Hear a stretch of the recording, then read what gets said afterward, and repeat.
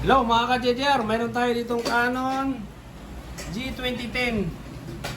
Naka ilang cleaning na kami.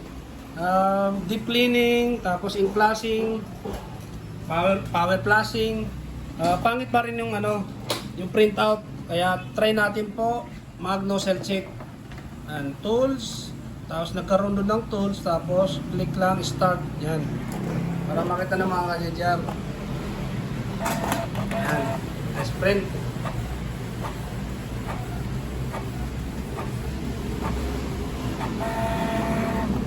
Yan mga ka-JJR, pangit talaga yung printout. Kaya kahit anong gawin namin, kahit anong gawin yung cleaning, hindi siya nagiging okay. Parang ganito mga ka-JJR. Kaya papalitan na po siya ng cartridge. Ayan, bibidyoan lang natin, kunting update lang kung paano magpalit ng cartridge. Yan. Mga ka-JJR, kaya papalitan natin para makita nyo kung paano palitan. Yan tataas nyo lang po yan mga ka-JJR para makita nyo gumit na yung mga ink. Ayan, tapos bubuksan to. Yan, iangat nyo mga ka-JJR, iangat nyo din.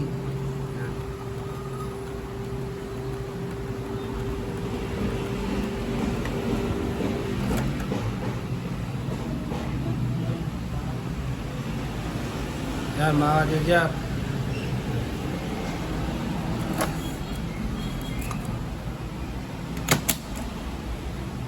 Yan.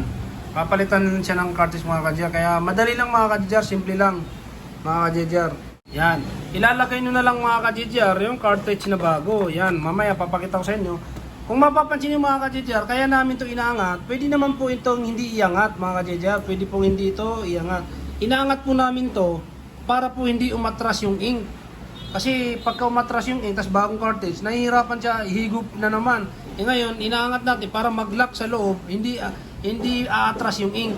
Yun yung purpose ng mga ka-JJR. Pero pwede nyo rin pong gawin, kahit hindi nyo na yan buksan, kahit umatras yung ink, i-cleaning nyo na lang para bumalik ulit yung ink niya dun sa cartridge. Yan, sige. Palitan na natin ng cartridge mga ka-JJR.